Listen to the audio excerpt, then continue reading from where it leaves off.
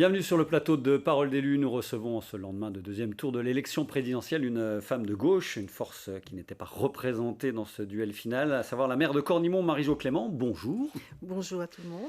Merci d'avoir accepté notre invitation. Un petit mot sur votre parcours, comme nous le faisons régulièrement. Vous avez été élue en 2014 dans votre commune de naissance, après un parcours notamment d'ouvrière textile, puis d'aide-soignante dans l'hôpital local. Un parcours jalonné par le syndicalisme également au sein de la CFDT. Ça veut dire que l'engagement, c'est quelque chose de naturel chez vous, on peut dire ça comme ça? Oui, tout à fait. Mon engagement qui s'est concrétisé à mon entrée à l'hôpital local à l'époque et puis qui a continué. Et puis je me suis bien vite intéressée aux affaires communales puisque dès 1983, j'étais très intéressée déjà sur des listes et élue en 1995 en tant que conseillère municipale. Avec Maurice Claudel, votre prédécesseur, hein, c'est ça? Oui, oui. Avec toujours, beaucoup de gens le disent à votre propos, ce sens du compromis. On peut dire que vous êtes quelqu'un qui ne cherche pas le conflit, mais au contraire le compromis. C'est un peu la marque de fabrique de Marie-Jo Clément. Oui, tout à fait. Moi, je préfère travailler, construire avec toute personne qui désire faire avancer les choses. Donc, je pense qu'une fois que l'on est élu, eh bien, on se doit d'être constructif et de faire bouger les choses et de travailler, d'avancer ensemble sur la commune, sur la communauté de communes et partout où on a à travailler. Donc malgré votre sensibilité de gauche évidente et revendiquée, vous pouvez travailler avec tout le monde sur le territoire, on l'a bien compris. On en vient tout de suite à ce qui s'est passé ce dimanche. Marie-Jo Clément, votre analyse tout simplement. Est-ce que vous attendiez à quelque chose comme ça, on va voir les chiffres à la fois au niveau français et au niveau vosgien? Oui, ben je suis soulagée de voir que la voix de Emmanuel Macron a été choisie, même si je sais très bien que ce choix ne convient pas forcément à tout le monde. Mais l'extrême droite, pour moi, me fait très peur et va complètement à l'encontre de mes idées.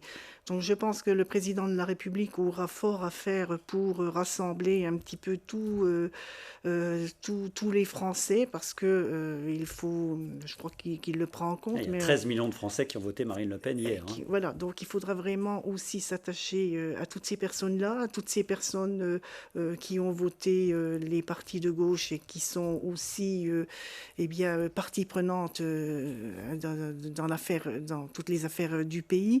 Donc il y aura vraiment fort à faire et je crains aussi qu'il y ait des débordements et j'espère vraiment que la rue s'exprime, c'est ça votre crainte aujourd'hui? Oui, on l'a vu avec la crise des Gilets jaunes, donc je pense qu'il faudra vraiment bien prendre en compte les souffrances des personnes et puis tous les problèmes liés à la ruralité, parce que le monde rural a voté extrême droite, donc on voit qu'il y a un problème par rapport à tout ça, qu'on ne soit pas les oubliés. Bien sûr, il y a les villes, les agglomérations, mais il faut prendre aussi les thématiques qui concernent les territoires ruraux. Avec la... Il y a eu quelques signes laissés hier dans le discours, je ne sais pas si vous avez entendu, le président Macron réélu, oui, qui a donné quelques signes là-dessus, à la fois changement de méthode et puis une main tendue effectivement vers ces populations un petit peu oubliées. On va voir, tiens, en tableau ce que ça donne au niveau des chiffres qui ne sont pas encore définitifs. Hein. Le Conseil constitutionnel doit valider tout ça mercredi. Donc il y a quand même un gros hiatus, une très grosse différence entre la moyenne française, évidemment, avec Emmanuel Macron 58,5 et une majorité pour Marine Le Pen 52,4. Là encore, alors il y a 5 ans, c'était l'inverse. Hein. Emmanuel Macron était arrivé avec quelques points d'avance. Est-ce que vous avez été surpris par ce revirement dans les Vosges? Surpris et déçu? J'ai été un petit peu déçue par rapport, bien sûr, à ce triste résultat, mais je me dis qu'il faut aller au-delà de ce résultat, savoir comprendre pourquoi. Donc, comme je le disais, là, je pense que les personnes qui sont laissées au bord du chemin ou qui ne prennent pas les bonnes directions non plus, hein, il faut se poser la question pourquoi on a toutes les industries, beaucoup d'industries qui sont parties.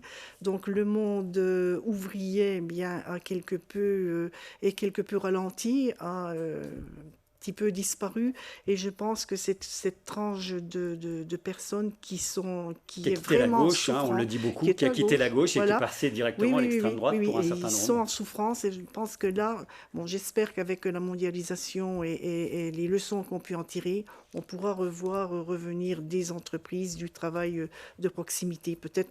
C'est peut-être une des pistes. Sur votre commune de Cornimont, là encore, surprise, j'imagine, par le fait que, alors Emmanuel Macron arrive devant, mais vraiment, Oui, ça s'est joué à très très peu de choses.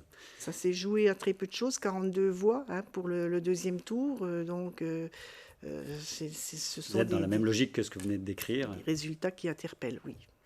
Un petit mot comme nous le faisons toujours sur vos indemnités, à savoir 1 365 euros net en tant que maire, une centaine d'euros comme vice-présidente du syndicat d'eau et assainissement. Question traditionnelle dans cette émission, est-ce que ça vous paraît conforme à l'investissement mis dans l'engagement de la vie publique, dans la vie publique?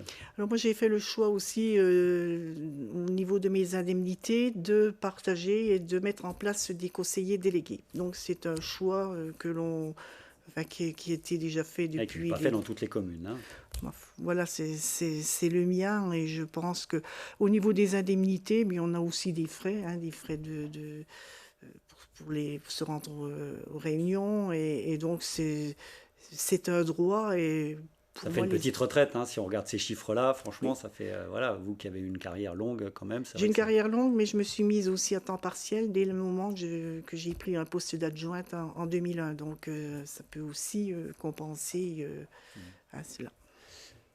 On n'a pas parlé quand même des législatives, un petit mot là-dessus. Qu'est-ce que vous espérez de ce troisième tour, ce qu'on appelle traditionnellement le troisième tour, dans votre circonscription, la troisième, Christophe Negelen est le député sortant. Est-ce qu'il faut mettre quelqu'un de gauche face à lui? Quel bilan vous tirez de son premier mandat? Christophe Negelen a travaillé, était vraiment proche des habitants, hein, ça on ne peut pas lui reprocher. Donc chaque fois que l'on fait appel à lui, il répond présent. Au niveau des législatives, là pour l'instant, je ne sais pas du tout ce qui va se passer. Je suppose que les forces de gauche vont aussi Oui, l'union populaire, peut-être un peu en élargissant son cercle, travailler. bien Moi, sûr. vraiment, pour ce qui me concerne, je regarderai d'abord le candidat qui est bien sûr proche de mes valeurs, mais aussi qui est à l'écoute et puis qui travaille pour les habitants en premier lieu.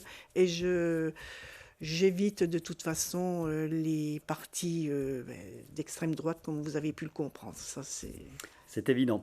Alors, on file dans votre commune, cette fois, donc 3190 habitants, dans les années 70, 5000 habitants. La chute est enrayée d'un point de vue démographique, on peut le dire maintenant. Je dirais qu'on est toujours un peu en chute libre, comme dans beaucoup de villages voisins. Hein. On est plutôt 3120 habitants à peu près maintenant. Donc, au niveau des résidences principales, bien sûr, on diminue. On a la chance d'être dans un endroit touristique où les maisons qui sont disponibles peuvent être aussi reprises par Les résidences des secondaires. résidences secondaires. Donc, L'immobilier va bien chez vous en ce moment? l'immobilier va bien, mais c'est sûr qu'au niveau des résidences principales, ça pêche un petit peu.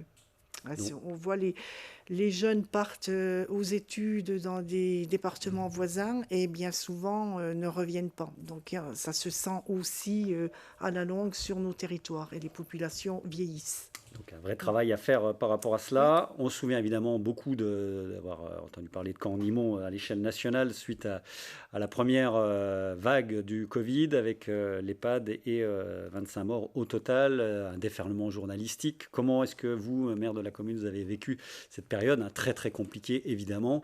Et puis il faut aussi le reconnaître, nous on a été témoins de cela, c'est que vous avez été une des rares élus à répondre systématiquement aux sollicitations, hein, et c'était très compliqué à ce moment-là. Oui, c'était très difficile puisqu'on ne savait pas non plus ce qui nous tombait dessus. Donc je dirais que depuis, eh bien, on a la chance d'avoir un personnel et une directrice remarquables. Donc, bien sûr, le passé est le passé, mais l'EHPAD a repris vie. On est en phase de travaux. Oui, Donc, le réhabilitation en ce projet moment. d'investissement, là, tout est sur pied et l'EHPAD, maintenant, se porte très bien. Ouais. Et les résidents qu'il faut et qui étaient en nombre antérieurement à cette crise. Il nous reste un peu plus d'une minute. On va parler de la transition écologique qui est très importante chez vous puisque vous allez tous horizons dans ce domaine, réhabilitation thermique de la salle des fêtes, de la mairie, Oui. une deuxième turbine hydroélectrique. Tout à C'est fait. vraiment une préoccupation au quotidien à Cornimont? C'est transversal, donc on essaye de mettre dans toutes nos actions cette transition, de faire apparaître cette transition écologique dans l'isolation thermique des bâtiments, la salle des fêtes, mais qui accueille maintenant le siège de la communauté de communes avec tous les services administratifs, et puis la mairie qui va accueillir l'agence postale parce que les services publics ont plutôt tendance à disparaître et la poste, si on n'avait pas accueilli l'agence postale, disparaissait complètement de la commune. Donc ça, c'est une préoccupation aussi des élus et on fait tout ce qu'il faut pour améliorer les choses. Et au niveau de la transition écologique, eh bien, avec le changement climatique, on ne peut pas l'ignorer. Donc on essaye de mettre en place... Sachant, vous ne l'avez dit en préparant cette émission, il y a de l'argent public en ce moment sur la table. Il faut être sur tous les projets en ce moment. Hein. Faut être Tout clair. à fait, oui.